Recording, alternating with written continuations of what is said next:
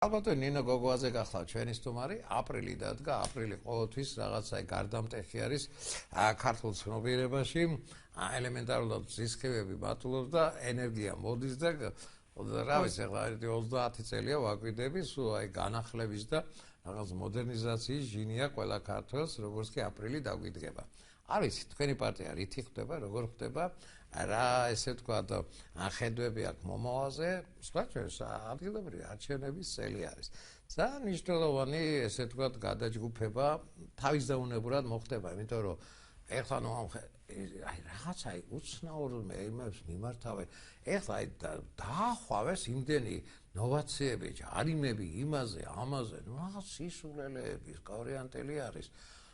დაერივნენ გარემო ვაჭრებს, მაისის შემდეგ ან 6 თვის შემდეგ აგიშვებთ ან რაღაცა კონსტრუქციული ან რაღაცა ასე იცი საკონსტიტუციო უმრავლესობა დავიდა რას ამბობენ ჩვენ მივიღეთ იმხელა მანდატი მოსახლეობისგან რომ რასაც გვინდა იმას გავაკეთეთ ასე იცი საკონსტიტუციო და როგორ მთავრდება ხოლმე ასეთი მართლობა ესე ძალიან კარგად ვიცი ერთი ქალბატონი იყო დაცმოძრაობაში და უმრავლესობა ჩვენია რასაც გვინდა აი ზუსტად უმაგას მომხმობ დიახ ეგ გავიხსენე ხიბლი აქ და ვერ ხვდებიან რომ სისულელეების კორიატეს გადმოგვიფენენ ხოლმე თვითმმართველ ქალაქებს აუქმებენ ახლა ესე იგი ისე კარგად მახსოვს ბანო დავით ერთი ამბავი იყო რომ ჩვენ ვართ პირველი ხელისუფლება ვინ წავედით თვითმმართველობაზე და იყო ორი სხვადასხვა პროექტი და მერე მიიღეს შეჯერებული პროექტი სადაც იყო თვითმმართველი ქალაქები და ძალიან კარგად მახსოვს რომ ეს იყო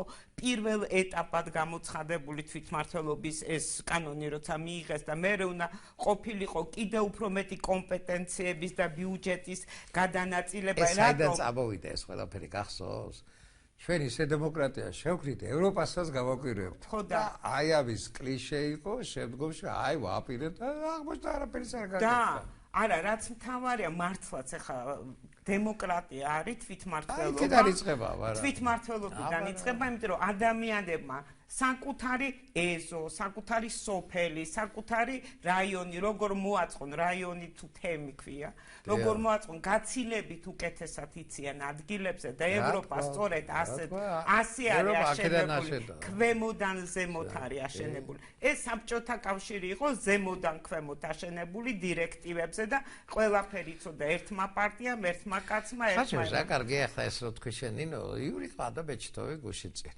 და ვიღაცა პოლონელი ძალიან საინტერესო ფოტოგრაფი ჩამოსულა და იმას გავკვირვებია თქვენ და ქვემოდან რატო არ იწყებაო მოძრაობებიო ასეა იმიტომ რომ არ არის იმიტომ ჩვეულები არიან რომ ქვემოდან სახელმწიფოს განცდაც მაშინ გიჩნდება რომ მე და შენ ვართ სახელმწიფო ეს სოფელს რო აკონტროლება ყველაფერი რო იმიტომ რომ შენ გეკითხება როდესაც ჩართული ხარ საკუთარი პრობლემების გადაწყვეტილებაში მაშინ გიჩნდება სახელმწიფოს განცდა თორე თუ სახელმწიფო ხან შენი მტერია როგორც იყო და არის დღეს დათხოვნის მანქანაა მხოლოდ როგორც დაძრგუნვის მანქანაა მაშინ არა გაქვს შენ ამ სახელმწიფოსთან ასეთი კავშირი და ხარ მოწყდებიან ხელისუფლება მოწყდა ხალხს აბსოლუტურად და იმიტომ და ეს თვითმმართველობით დავიწყეთ ლაპარაკი და ეს უნდა ყოფილიყო რომ მართლაც აი ეს ბიუჯეტი დაეტოვებინა თვითმმართველობისთვის რომ იქ ადამიანები ჩართულიყვნენ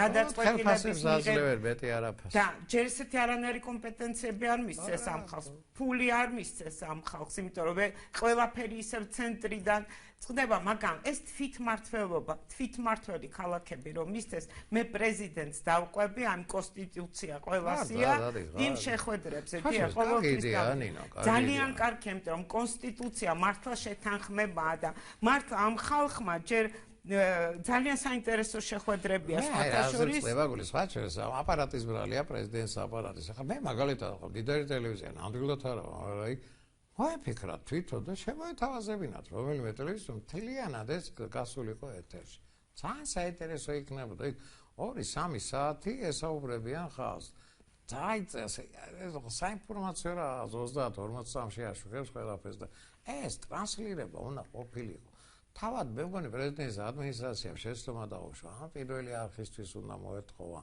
ან ბოლო-ბოლო ჩვენც ეთხოვა და სიამოვნებით ჩავიწერეთ და მართლა ძალიან საინტერესოა და ძალიან იმიტომ რომ ისეთი საინტერესო იდეა და ხალხისთვისაც რა არის კონსტიტუცია ამის გაცნობიერება რო ხდება რომ ეს არის ჩვენი საერთო შეთანხმების დოკუმენტი როგორ უნდა ვიცხოვრო და თვითმმართველობაზე იქ არის ძირითადად რაზე წუხილები ამ ადამიანების ერთი ეს არის რომ თელავში ვიყავი და იქ პირველად მოვისმინე აღთვალებული ჩამოვიდა 1 საათი მიყვებოდა ეს რა საინტერესო კითხვებს გვისვამდა ძალიან საინტერესო და კარგია რომ აინტერესებს ხალხს ძალიან იყვნენ შეწუხებული იმაზე რომ მე სხვათა შორის მაშინ მოვისმინე პირველად თელაველებისგან რომ ეს თვითმმართველი ქალაქის სტატუსი უნდა ჩამოართვა და იყო აღშფოთებული ამაზე ძალიან ბევრი ადამიანიო როგორო იმ რომ ისწე მე უკან წაღება ძალიან რთულია და ამ ხალხს მართლა დაიწყეს ეგრე ზუგდიდში გორში იგივე პრობლემით დაგვხვდა ხალხი აღშფოთებული ძალიან ძიმედ განიცდიან პრეზიდენტის არჩევის წესის ჩამორთმევას. სხვათა შორის ლატვიელმა ქალმა ჩაგვიტარა ჩვენ პრეზენტაცია აირაის კვლევების და მან გვითხრა რომ ჩვენთანაც კი სადაც ტრადიციულად პარლამენტი ნიშნავს პრეზიდენტს ეხლაც კი არის მოთხოვნა რომ ხალხმა აირჩიოს თვითონ პრეზიდენტი ასე რომ ხო ძალიან საინტერესო მაგალითად ერთი სტუდენტი გოგონა გამოვიდა და განათლებაზე თქვა რომ აუცილებელი არის რომ განათლება იყოს კონსტიტუციით დაცული იმიტომ როგორი ხელისუფლებას არ უნდა მოვიდეს ეს განათლება რომ უნდა იყოს პრიორიტეტული და ხელმისაწვდომი ეს უნდა იყოს კონსტიტუციით ევროპაში ყველგან უფასოა ნინო ხო განათლება. კი არის სასერეზო, ძირითადად უფასოა ყველგან. რა გახდა ჩვენთან რომ საწყო შობლებს რომ ახდევნებენ სწავლის ფონდს. ხო და მოკლედ ისეთი საინტერესო დავიწყეთ დისკუსია კონსტიტუციის გასაგებად. ხო და საინტერესო ის თვითმმართველობით დავიწყეთ. ხო ამაზე ლაპარაკით. ეხლა აღმოჩნდა რომ ის 2 წლის წინ რომ თელი ამბით თელაველებს ართმევე გდიბას თვითმმართველობა თურმე ეხა ისევ უკან მიაქვთ ისევ ამბობენ ჩვენში უკეთესად ვიცით რა უნდა გააკეთოთ თქვენ ჩვენ გამოგიგზავნით ფულს ჩვენ გადავწყვიტავთ გზა უნდა დააგოთ თუ ის უნდა დააგოთ რა ქვია სკოლა უნდა და ისევ ესეც არის ისევ ძალაუფლების კონცენტრაციის ერთ-ერთი მიმართულება ასე რომ სულ შორს არ ყოფილა რომ თქვი რომ საბჭოთა კავშირი არა ხო ლოგიკით ერთპარტიული მმართველობა როცა არის მივექანებით ავტორიტარიზმისკენ და ნუ არ იბუშავებს ეს ხო გავლილი გზა არის და რატომ აქვს ესეთი ჟინი რო მართა არ მესმის იცინი ეხლა ნუ პრაგმატულად თუ შევხედოთ მე მართა სიამოვნებს და დაძურად გეუბნებით იმენ რომ ავტოანაბული ვარ რომ ყველა ნოვაციას მიყვება ეს იდეა ვარგედაშვილის მართა კარგი იდეა არის ხალხში სიარული და ხალხისთვის მისი უფლება მოვალების განმარტება მაგრამ აქ დევს თავარი ბომბი რა რომ გაბატონებული ძალების კონსტიტუცია არის კონსტიტუცია ეხლა საჩვენს მე თქვენს მინდა მაყურებლებს მივმართო რომ ეს ევთოს ეს ოფისის დასკვნა არის შემზარავი ხალხო ეს ბომბია დამიჯერე და ეხლა ვერ ხდება ეს ქართული ოცნება რომ ამ მეუთონ დიდი ბომბი შეუგდო აი ეს იქნება აი ამ იმას რა ვქი ამ უმრავლესობას რომ დამარხავს არა ხართ ლეგიტიმურები უმრავლესობას მიიღოს ხო არითმეტიკა არსებობს არა ნინო 46% ეიგეს და 80%-ის ხმები ეს ხო ბიშას სქემა იყო რა თავისთვის გაიკეთა და ამათ გამოიყენეს ყველაფერი გადმოიღეს და მოირგეს ეხლა იმ საკონსტიტუციო კომისია რო არის შექმნილი და რომ მსჯელობენ ერთი რომ პრეზიდენტს უფლებამოსილებას უზღუდავენ და შეუკვეცეს ყველაფერი არბიტრი უნდა იყოს რომ გვეუბნებიან და ართმევენ უზენაეს სასამართლოში მოსამართლეების წარდგენის უფლებას ანუ იმ ინსტიტუტის წარდგენის უფლებას რომელიც არის მთავარი არბიტრი ამ ქვეყანაში ეხლა უნდა ჩამოყალიბდნენ ეს ადამიანები როგორი პრეზიდენტი უნდათ თუ უნდათ არბიტრი პრეზიდენტი მაშინ რანაირად უნდა წართვან უზენაეს სასამართლოში მოსამართლეების წარდგენის უფლება აი ერთი ამიხსენით რა ლოგიკაში ჩდება ეს საერთოდ ყველანაირ უფლება მოსილებას უზღუდავენ და 2000 ჯერსეთ გვეუბნებიან ბატონ დავით რომ ჩვენო ცხოვრობთო საპარლამენტო რესპუბლიკაში. არ არის საპარლამენტო. როდის გადავედით საპარლამენტო რესპუბლიკაში? აი დიდი ბოდიში რა ერთი სამჯერ ოთხჯერ თქვი კაცო სისულელეებს ამბობენ ეს დეპუტატები გამოდიან წერა კითხვა მაინც ისწავლეთ ხალხო რა სისულელეებს აპატიეთ და წერია კაცო იმისი ვენეციის კომიტეტი თქვენ ხართ საპრეზიდენტო საპარლამენტო მმართველობაში. რა ნახევრად და არა ეხლა ამას გვეუბნებიან როგორც ფაქტს და მოცემულობას. არიციან ჯერჯერობით სანამ ახალი კონსტიტუცია დაიწერება და ამუშავდება ვარ საპრეზიდენტო საპარლამენტო რესპუბლიკა. მაშინ უნდა გვითხრან რომ გვიცვლიან რესპუბლიკის ფორმას, მმართველობის ფორმას. მეორეც ერთი. ხო, რას ნიშნავს რომ ჩვენ ამაზე შეთანხმება არ გქონია რომ საპარლამენტო რესპუბლიკაში ვცხოვრობ. ჩემი პარტია ყოველთვის იურიდიულად მუშაობთ 2010 წლის კონსტიტუციით, რომელიც არის საპრეზიდენტო საპარლამენტო. ნახევრად საპრეზიდენტო რესპუბლიკა, ასე ქვია. ნახევრად საპრეზიდენტო რესპუბლიკა. ეხლა გამოგვიცხანდეს რომ თურმე ყოფილვართ საპარლამენტო რესპუბლიკაში. ეხლა ევროპაში საპარლამენტო რესპუბლიკები სადაც არის ბატონო დავით.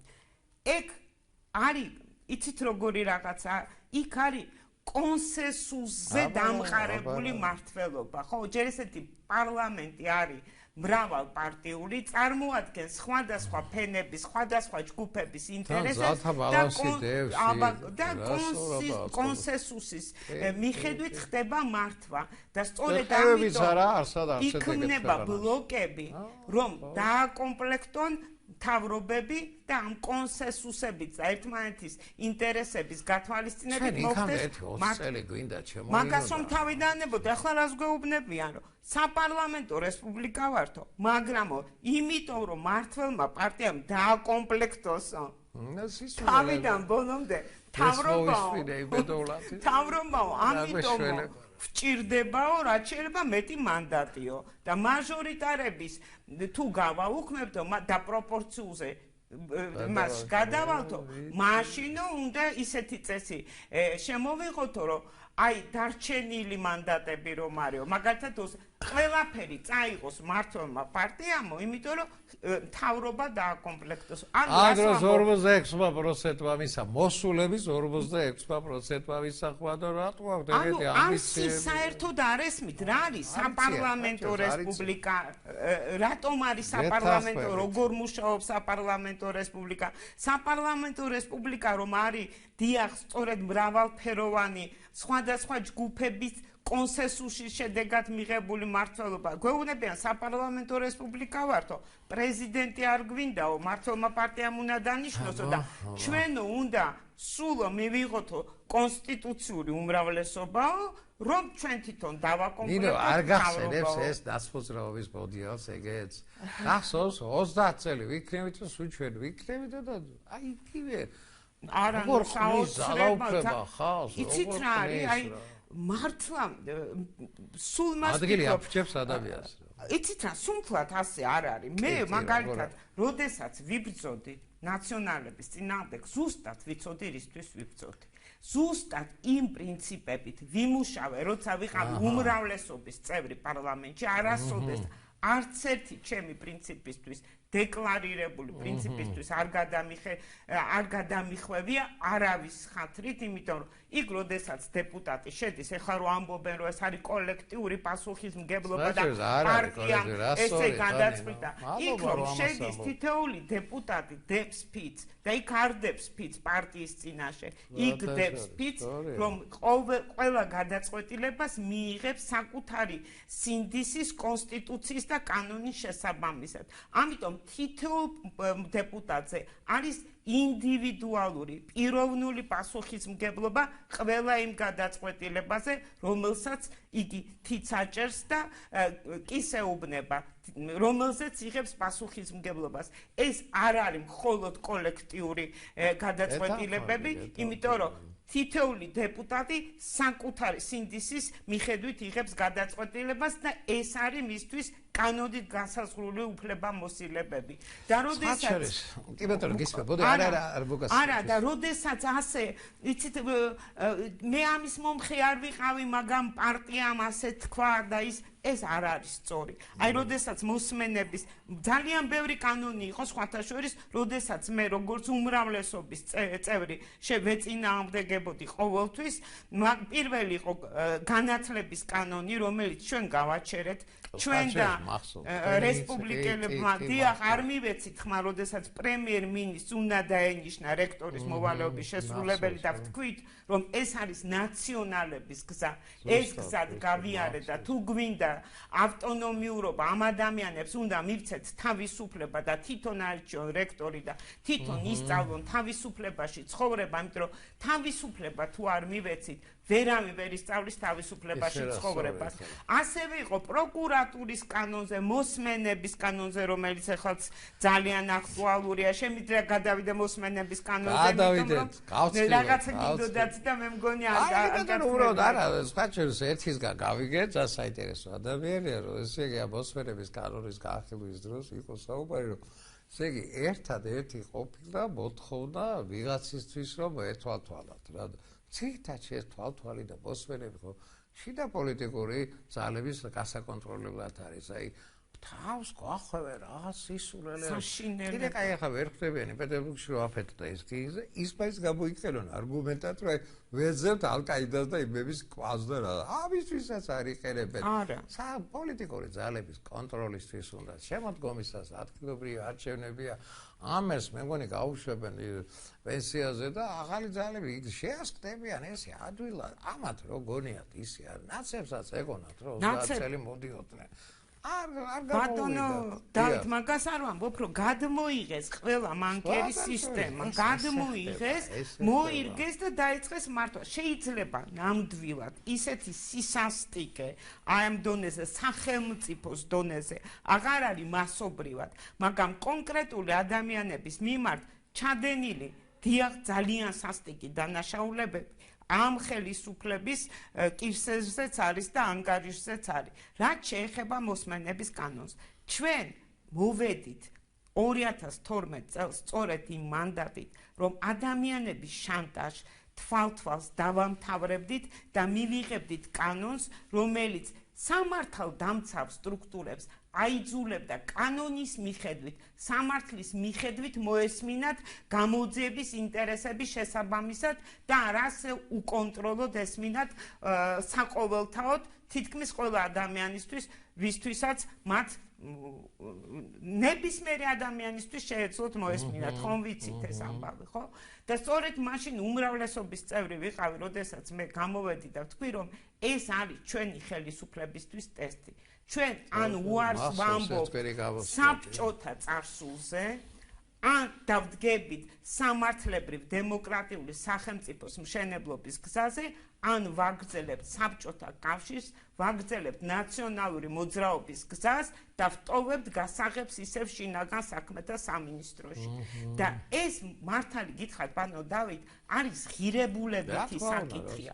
აი, ეხლა ჯერ ესეთი ისევ რამდენი რამ მე იყო პრეზიდენტის ვეტო, მე გადალახეს ვეტო, დაუტოვეს, მე გაასაჩივრეს საკონსტიტუციო სასამართლოში, საკონსტიტუციო სასამართლომ თქვა, რომ ეს არის არაკონსტიტუციური, რომ იყოს იმ ორგანოს ხელში, რომელსაც რომელიც გამოძიებას ატარებს, რადგან მის ინტერესებშია, რომ მოусმინოს და ეხლა ისევ მიიღეს და ყველაზე ძალიან რა მაშფოთებს იცით რომ აი საბჭოთა კავშირზე როცა ვლაპარაკობთ ამ ადამიანების მენტალიტეტიდან არ წასულა ეს საბჭოთა კავშირი. ეხლა გველაპარაკებიან ისევ სახელმწიფო უსაფრთხოებაზე და გვეუბნებიან რომ სახელმწიფო უსაფრთხოების სახელით მე რა მოხდა თუ მოგისმენთ, ნუ ასე პირდაპირ არ გვეუბნებიან, მაგრამ გვეუბნებიან რომ სახელმწიფო მის ეს არის ტყუილი.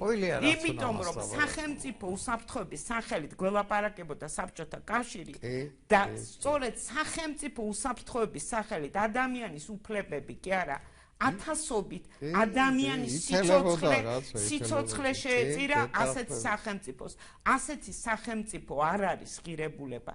ღირებულება არის ისეთი სახელმწიფო, რომელიც არის სწორედ მოქალაქეების უფლებებზე დაგრძნობილი და გამტკიცებაზე არიან გადასული და იმიტომ უნდათ აი ჩაფშირდნენ ამ სისულელეში კაცო. და თვითონ აკონტროლონ. თვითონ უნდა აკონტროლონ და როგორ შეიძლება სულს რომ აქვს თავისი ინტერესები, ეს გასაგებია, მაგრამ პარლამენტი არის იმის პარლამენტი, რომ სულს მოაქციოს კანონის ფარგლებში და ადამიანის უფლებები, მისი ფუნდამენტური უფლება და თავისუფლება არ უნდა შეეზღუდოს და სულსმაც და სხვა ძალოვანმა სტრუქტურებმა, მე სპეციალურად ხმარობ ამ ფრაზას და არა სამართალ დამცავებს, უნდა ისწავლონ კანონის მიხედვით მოქმედება და ადამიანის უფლებების დაცვით მოქმედება. უნდა გადაეჩვიონ ადამიანის უფლებების დარღვევას და ეს ქართული ოცნების დეპუტატები დღეს გველაპარაკებიან ისევ საბჭოთა მენტალიტეტიდან, სადაც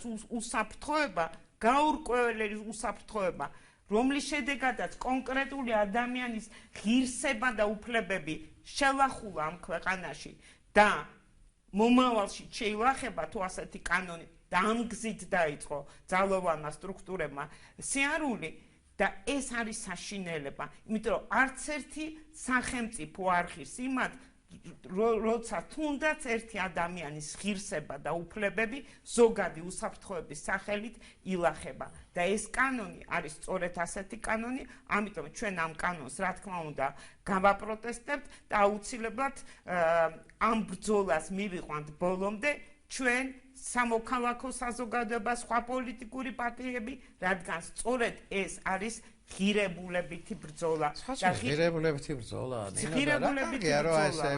მე ხარი ხარ აი გულწრფელად გეუბნებით, ეს თქვენი პარტია რაღაც აი აღმერთო ბაბათია რა არ ვიდა რომ ვიქილიკო, რაღაცა იმას ყინულის ველოსავით ჩადნა და რა კარგია რომ რამდენიმე მაინც გადარჩეს იქ და ბრძოლას ბოლომდე აპირებ. არ არის სწორი იცით აი რა არის იცით აი თაღლითობა და პოლიტიკური ეშულერობა რა ანგრევს ფსიქიკას.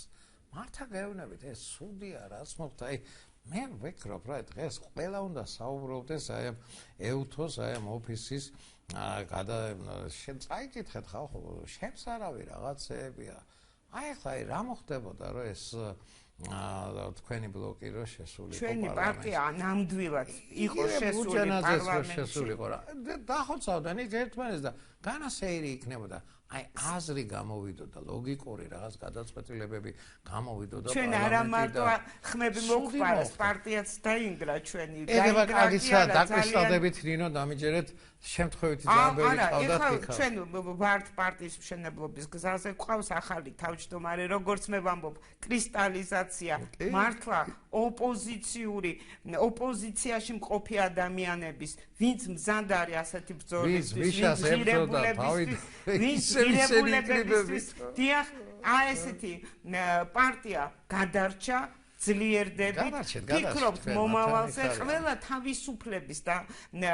თავისუფლების როგორც ღირებულების ადამიანი უნდა ერთმანეთისკენ სავალი გზა ვიპოვოთ უნდა გავერთიანდეთ და ეს ღირებულებითი ომი ბრძოლა აუცილებლად უნდა მოვიდეს. მიხარი ხართ, ხალბატონო ნინო, მიხარი ხართ, ჩემი სტუმარი ხართ, აი პატიოსნად გეუბნებით, აი თქვენ აი დეტონატორი იყავით თქვენი პარტიისა და აი რომ ყველას ეგონა რომ დაიშალა და ასულად არ დაშალა თქვენი პარტია. თქვენ გაძლიერდებით, ჩემი დამიჯერეთ რა ხა ეს ეუთომ რო თქვა რომ ვილად რო თქვა საერთო იყო, ეს არჩევნებიო, ხო?